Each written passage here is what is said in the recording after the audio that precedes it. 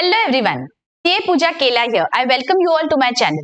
दोस्तों, हम retirement of a partner देख रहे हैं और हमने देखा है दैट गेन रेशो और न्यू रेशो कैसे कैलकुलेट करते हैं, ट्रीटमेंट ऑफ गुडविल कैसे करते हैं इन केस ऑफ रिटायरमेंट। आज से हम टेक्सचुअल प्रॉब्लम सॉल्व करना स्टार्ट करेंगे। ये जो आपकी महाराष्ट्र स्टेट बोर्ड की टेक्स्ट बुक है, इसमें से हम सारे प्रॉब्लम सॉल्व करने वाले हैं। अगर किसी के पास ये टेक्स्ट बुक नहीं है, नो नीड टू वरी, मैं यहाँ पे स्क्रीनशॉट देने वाली हूँ so that we can solve the problems together. सारे अनसॉल्व प्रॉब्लम्स हम आपकी पूरी टेक्स्ट बुक में से सॉल्व करेंगे ताकि सारे डाउट्स आपके क्लियर हो जाए, आपका बहुत अच्छी से रिविजन हो जाए, ताकि everything will be very very easy for you. तो let's see today's sum on page number 183, problem number 1। Okay, let us see that. Let's read. The balance sheet of Mr. Mama, Kaka and Mr. Baba who shared profits and losses as 4:3:3। मतलब ये हमें old ratio दिया गया है, okay और ये हमें balance sheet दी गई है। आगे क्या है, let us read. Kaka retires on 1st April 2018 on the following terms. The share of Kaka in goodwill of the firm is valued at 2,700। मतलब हमें सिर्फ काका का शेयर दिया गया है गुडविल में। ओके, हमने ट्रीटमेंट ऑफ गुडविल में देखा हुआ है दैट इसका हम कैसे करते हैं ट्रीटमेंट। ओके, सेकंड क्या है, furniture is to be depreciated by 10% and motor car by 12.5%। तो हम स्टार कर लेंगे यहाँ पे motor car and furniture. Okay, next, livestock to be appreciated by 10% and plant by 20%. So plant and livestock I am going to give a star. A provision of 2,000 to be made for a claim of compensation. RDD is no longer necessary. तो RDD को भी star कर लेंगे। देखिए last क्या है, amount payable to काका should be transferred to his loan account. देखिए जब भी पार्टनर रिटायर होता है, उसका बचा हुआ कैपिटल, उसका share in revaluation, accumulated profits, losses, goodwill, ये सब हम कर ही क्यों रहे हैं? बिकॉज जो रिटायरिंग पार्टनर है उसको उसका शेयर हमें देना है, उसे हमें लौटाना है। तो वो कैलकुलेशन करने के लिए हम ये सब देखते हैं। अभी हमें दिया है, ये शेयर कैसे देंगे आप उसके लोन अकाउंट को ट्रांसफर कर दो। अभी बिजनेस के पास इतना पैसा नहीं है दैट उसको तुरंत दे पाए, तो हम उसका एक लोन अकाउंट बनाएंगे बैलेंस शीट में, और ये सब करने के बाद, एडजस्टमेंट्स करने के बाद जो भी बचेगा that we are going to transfer to that loan account. Okay, so let us see one by one. जब भी हमारे पास ऐसे आता है प्रॉब्लम, हमें क्या करना है, पहले तो प्रॉपर फॉर्मेट्स बनाने हैं। यहाँ पे आपको क्वेश्चन ही नहीं दिया गया है, यहाँ पे प्रिंटिंग एरर हो गया है, तो यहाँ पे आपका क्वेश्चन है, you have to prepare profit and loss adjustment account, capital accounts and balance sheet of the new firm. तो अभी हमें क्या करना है, फॉर्मेट्स बना लेने हैं। देखिए ऐसे प्रॉपर फॉर्मेट्स बनाइए, मैंने आपके सामने बना के रखे। देखिए, in the books of the partnership firm profit and loss adjustment account, ऐसे प्रॉपर फॉर्मेट में आप बनाएंगे। के बाद आप लिखेंगे बैलेंस शीट और capital accounts of the partners. देखिए ऐसे कॉलमनर मैंने बनाया है, Mama, Kaka and Baba, 3 columns. Alright, okay okay, after the formats are ready, now we are going to start solving the problem. मैं क्या कर रही हूँ, अभी जो हमें बैलेंस शीट दिया गया है before retirement, I am going to transfer that in the new balance sheet. देखिए बैलेंस शीट में लायबिलिटी साइड फर्स्ट क्या है, सप्लायर्स 7,000। सप्लायर्स का क्या मतलब हुआ, दीज आर द क्रेडिटर्स। यहाँ पे मैं बैलेंस शीट में रही हूँ, I leave some space for capital accounts and then I will write down creditors. Suppliers भी लिख सकते हो आप, both you can write. Outer column में मैं लिखूंगी 7,000। ओके, आगे क्या है, लोन है 5,000 का, तो लोन भी मुझे यहां पे लिखना है।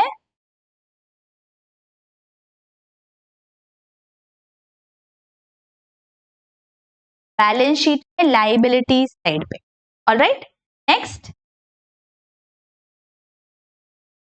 General reserve 6,250। अभी हमने एडमिशन देखो कैसे किया था, जब भी कोई भी एक्यूमुलेटेड प्रॉफिट या लॉस रहता है, we transfer it to the partners. Similarly in retirement as well, because retiring partner will say that ये जो जनरल रिजर्व है इसमें मेरा भी कुछ हिस्सा है। So that is the reason whenever we have such accumulated profits and losses, we have to transfer it to the retiring partner. तो जनरल रिजर्व 6,250 है, ये हमें ट्रांसफर करना है इन दिस रेशो। क्या है ratio, 4/10। Again 6,250 into 3 by 10 and 6,250 into 3 by 10. In this ratio I have to transfer the general reserve. तो मेरी एंट्री क्या यहाँ पे आएगी?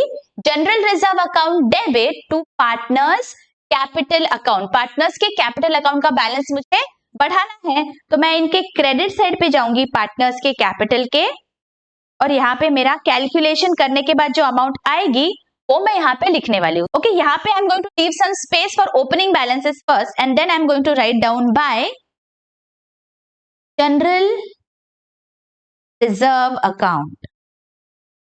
कैलकुलेशन करने के बाद मेरी अमाउंट आ रही है फॉर मामा इट इज 2500, फॉर काका इट इज 1875 एंड फॉर बाबा ऑल्सो इट इज 1875.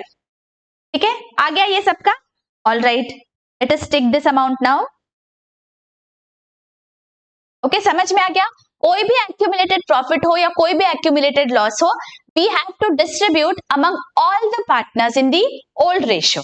ओके, आगे कैपिटल अकाउंट्स के हमें ओपनिंग बैलेंसेस दिए हैं, तो मैं कैपिटल अकाउंट में चलती हूँ और वहां पे ये ओपनिंग बैलेंसेस लिख लूंगी. By balance brought down, what are the balances? 20,000, 15,000 and 12,250. Alright, okay. अभी लाइबिलिटी साइड तो हमारी हो गई बैलेंस शीट. अभी हम एसेट साइड पे चलते. देखिए फर्स्ट क्या है, एसेट साइड पे कैश है 4,500. तो आई am not sure whether cash वैसे की वैसे रहेगा या इसमें चेंजेस होने वाले हैं अमाउंट में, तो मैं अभी कैश लिख लेती हूँ एसेट साइड पे, but amount I am not going to write. ठीक है, तो मैं यहाँ पे एसेट साइड पे चलती हूँ बैलेंस शीट के, और यहाँ पे मैं लिख लेती हूँ cash. I am not writing anything in the amount column right now. While solving the problem, I will understand whether there is any addition or deduction in the cash balance, and then I am going to write down this amount here. ठीक है, आगे क्या है? Sundry debtors है 5,000 और RDD के आगे star है, तो debtors में एसेट साइड पे इनर कॉलम में लिखूंगी 5,000. तो एसेट्स में इनर कॉलम में I am going to write sundry debtors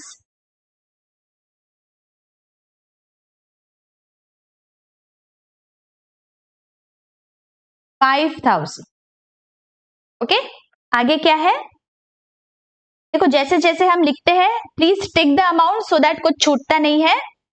live stock है 12,500 एंड मोटर कार है 4,000. तो दोनों भी मेरे बैलेंस शीट में मुझे लिखने हैं इनर कॉलम में बिकॉज स्टार है. Live stock inner column I am going to write 12,500. I am going to leave some rows for adjustment and then आगे मैं लिखूंगी मोटर का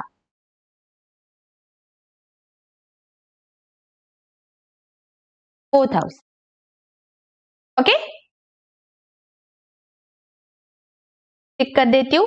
एंड आगे फर्नीचर है 17,500 एंड प्लांट 22,500. इनर कॉलम में आएंगे दोनों भी अमाउंट्स बैलेंस शीट के एसेट साइड पे. I am writing furniture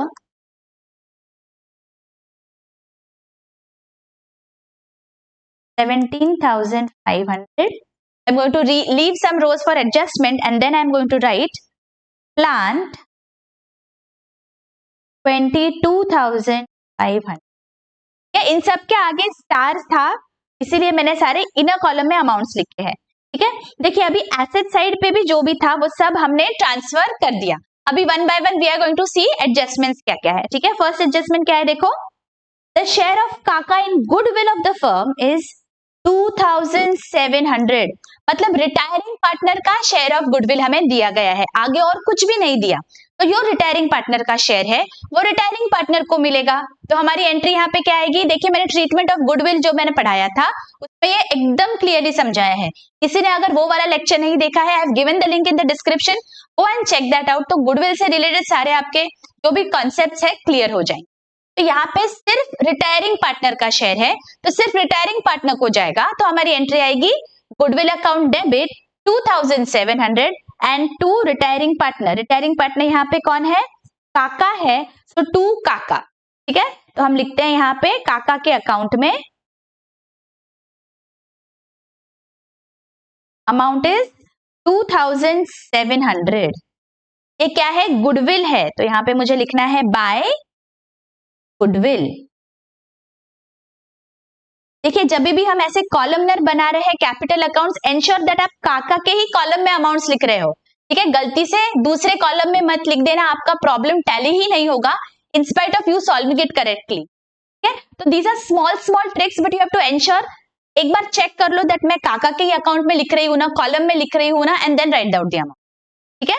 2700 goodwill है, ये गुडविल हमने बिजनेस में रेज किया ना, बिकॉज हमने गुडविल अकाउंट को डेबिट किया, तो इसका सेकंड इफेक्ट कहां जाएगा?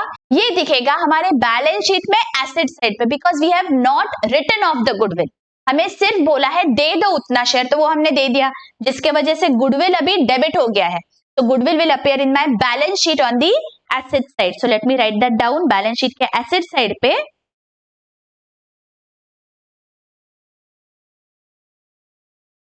गुडविल अमाउंट कितनी है? 1700, ओके, ऑल राइट। देखिए next adjustment, furniture is to be depreciated by 10% and motor car by 12.5%। Balance sheet में कितने पे दिख रहा है furniture? Furniture is appearing at 17,500 का 10% मतलब 1,750 and for motor car 12.5%। Motor car दिख रही है यहाँ पे 4,000 रुपीज पे, इसका 12.5% कैलकुलेट करो, 4,000 इंटू 12.5%, ये कितना आ रहा है? 500 रुपीज। इससे मुझे इनका वैल्यू कम करना है, तो मेरी एंट्री यहाँ पे क्या आएगी? Profit and loss adjustment account debit to motor car account या टू फर्नीचर अकाउंट। जब भी एसेट की अमाउंट हमें कम करनी होती है तो हम क्या करते हैं? उसे क्रेडिट करते हैं। So let us go to our profit and loss adjustment account and here I am going to write to furniture account, amount is 1,750 and to motor car account amount is 500. We have seen this in when we revalued assets and liabilities in the case of admission. Same हमें करना है, जब भी asset की value कम करते हैं उसे हम क्रेडिट करेंगे, एसेट की वैल्यू जब भी हम बढ़ाते हैं तो उसे हम डेबिट करेंगे, ठीक है? तो यहाँ पे सेकंड इफेक्ट कहाँ जाएगा? बैलेंस शीट में we have to go to the respective assets and deduct these amounts. तो बैलेंस शीट में चलते हैं, मोटर कार में से मुझे माइनस करना है depreciation. What was the amount? 500 rupees, and for furniture the amount was 1,750.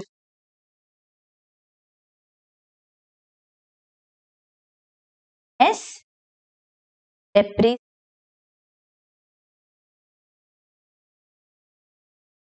Okay, आगे यहाँ पे टिक कर लेते हैं एडजस्टमेंट को। थर्ड देखो, live stock is to be appreciated by 10% and plant by 20%। तो कितने पे दिख रहा है already? Let us see that.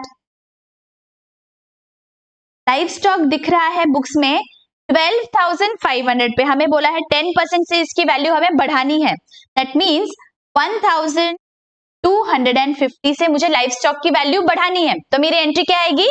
Live stock account debit to profit and loss adjustment account. Asset की वैल्यू कैसे बढ़ती है? उसे और डेबिट करके, ठीक है? और प्लांट की वैल्यू हमें 20% से बढ़ानी है। प्लांट इज अपीयरिंग एट 22,500, इसका 20% that is 4,500,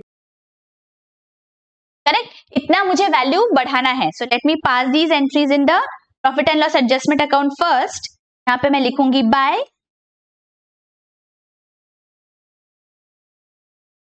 livestock account is 1,250 and by plant account amount is 4,500. Alright, अभी इसका सेकेंड इफेक्ट कहां जाएगा? बैलेंस शीट में रिस्पेक्टिव एसेट्स में I have to add this. तो मैं बैलेंस शीट में चलती हूँ और यहाँ पे मैं ऐड कर दूंगी लाइव स्टॉक में add appreciation. How much is it? 1,250। Outer column में क्या आएगा? 13,750 and for plant add appreciation 4,500, outer column में आएगा 27,000. ऑलराइट, ओके, चलो यहाँ पे टिक कर देते हैं. फोर्थ क्या है देखो, a provision of 2,000 is to be made for a claim of compensation. अगर कोई भी प्रोविजन कर रहा है तो उसे कौन सा बैलेंस होता है, क्रेडिट होता है, बिकॉज वो मेरा लाइबिलिटी है, कॉम्पेंसेशन का क्लेम है, that means it is a liability. तो मेरी एंट्री क्या आएगी, profit and loss adjustment account debit to provision. इसीलिए मुझे प्रॉफिट एंड लॉस में जाना है और इस प्रोविजन के लिए यहाँ पे लिखना पड़ेगा. तो यहाँ पे मैं लिखूंगी P and L adjustment account debit to provision for claim. What is the amount, 2,000 rupees. Now be very very careful. बहुत बार क्या होता है, हम यहाँ तक लिख के छोड़ देते हैं, इसका सेकेंड इफेक्ट बैलेंस शीट में जाएगा. Don't forget, just because opening balance sheet में कुछ भी नहीं था, बहुत बार it just goes away from our mind that इसका मुझे सेकेंड इफेक्ट भी देना है. तो इसका सेकेंड इफेक्ट मेरे बैलेंस शीट में लाइबिलिटी साइड में दिखेगा. यहाँ पे मुझे लिखना है प्रोविजन फॉर क्लेम. प्रोविजन, बहुत बार क्या होता है, हम पीएनएल एडजस्टमेंट में लिख लेते हैं बट बैलेंस शीट में लिखना भूल जाते हैं. ऑलवेज रिमेंबर, जब भी हम एडजस्टमेंट कर रहे हैं उसके हमें दो इफेक्ट्स देने ही देने हैं. तो you will not forget to give another effect. Okay, always remember, ask yourself, I have given first effect, where is the second effect going? Give the second effect and then move forward. Okay, all right. Fifth क्या है, RDD is no longer necessary, मतलब reserve for doubtful debt. तो यहाँ पे balance sheet में दिख रहा है 500 रुपीज पे, इसकी जरूरत नहीं है. रिजर्व को कौन सा बैलेंस होता है, क्रेडिट बैलेंस होता है. अगर उसकी जरूरत नहीं है तो उसे मुझे रिवर्स करना पड़ेगा, मतलब डेबिट करना पड़ेगा. तो मेरी एंट्री क्या आएगी, RDD account debit to profit and loss adjustment account 500 rupees. So let me write this down.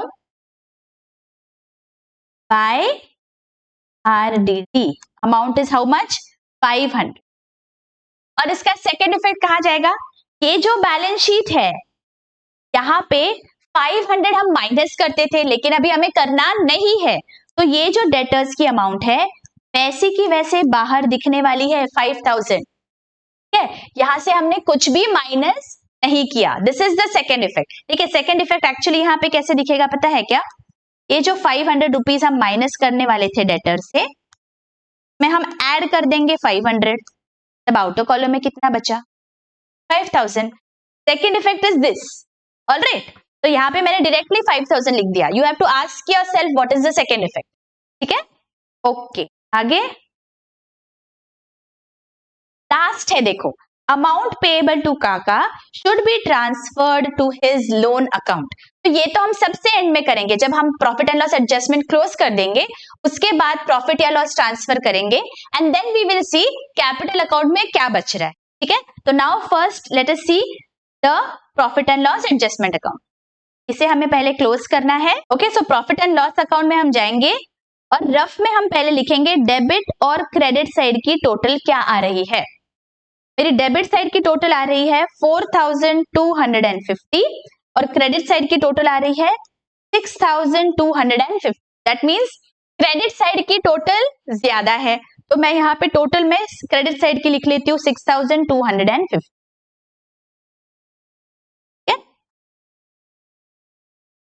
अगर क्रेडिट साइड की टोटल ज्यादा है that means there is a profit. What is the profit, 6,250 minus 4,250, that is 1,000 rupees. Correct, ये 2,000 rupees को मुझे profit sharing ratio में distribute करना है among all the partners. What is the profit sharing ratio, 4:3:3. So I have to divide this 2,000 4/10 and 2,000 into 3/10. Last partner का same है, तो let us calculate कितना आ रहा है 800. यहाँ पे I am going to write to profit transferred partners capital account. What are the partners names, Mama, Kaka, Baba. Write that down. Mama, Kaka, Baba.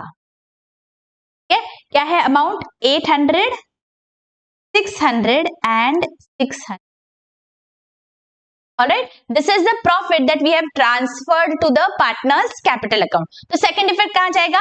Partners के capital account में. So let us go to the partners capital account. Here this profit तो credit side पे आएगा by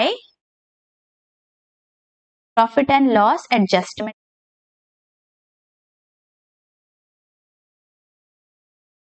$800, 600 and okay. देखिए अभी सारे adjustments हमारे हो गए. नाउ वी विल सी कि टोटल्स क्या आ रही है capital account. Late us do that.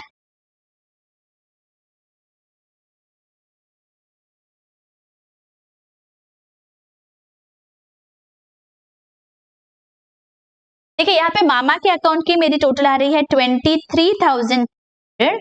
For काका it is 20,175 and for Baba it is 4,720.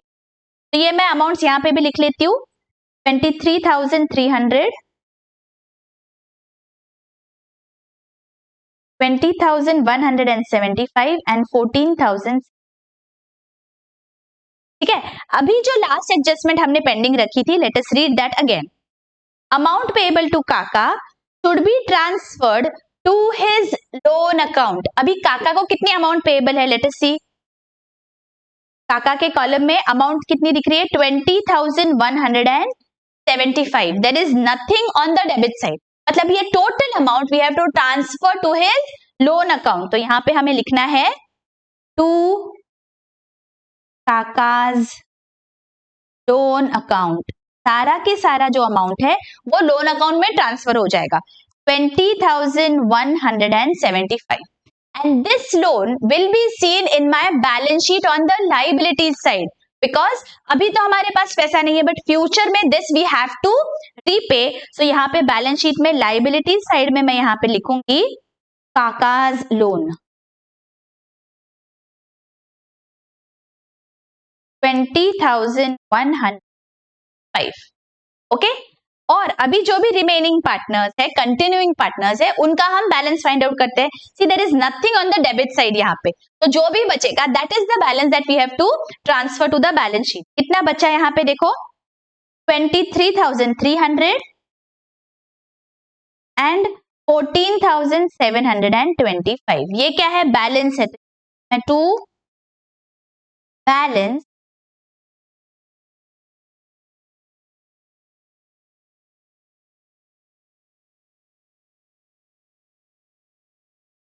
carried down. Okay, let us write this in the balance sheet. Balance sheet में जाएंगे liability side पे. तो यहाँ पे लिख देंगे capital account mama and Baba. Amounts क्या है? 23,300 एंड 14,705. आउटर कॉलम में आएगा 38,025. ऑलराइट. देखो अभी हमने सारे जो भी इनर कॉलम में जो अमाउंट्स लिखे थे आउटर कॉलम में सारे लिखे हैं क्या? Is anything remaining? यस. ये देखो कैश जो है उसका हमने कुछ भी इफेक्ट नहीं दिया है because we were waiting to see whether ये पर्टिकुलर प्रॉब्लम में कुछ इन्फ्यूजन है क्या कैश का या कोई डिडक्शन है क्या. There is nothing in this problem. Cash has been unaffected. Cash कितना दिख रहा था ओपनिंग बैलेंस में? देखो ओपनिंग बैलेंस था 4,500. तो बस ऐसे की ऐसे मुझे यहाँ पे लिख देना है. कैश का अमाउंट है 4,500.